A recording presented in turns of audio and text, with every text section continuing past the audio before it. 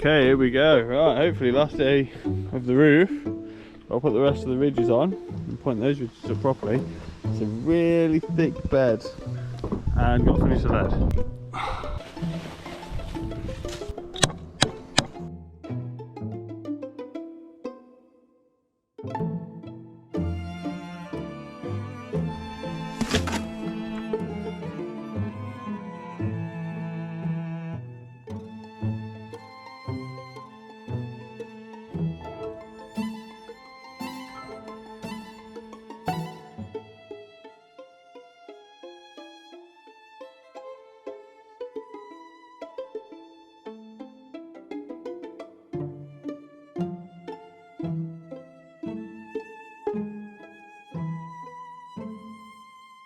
We're the Uzzles and we're renovating our 19th century cottage in 5 years on a super tight budget.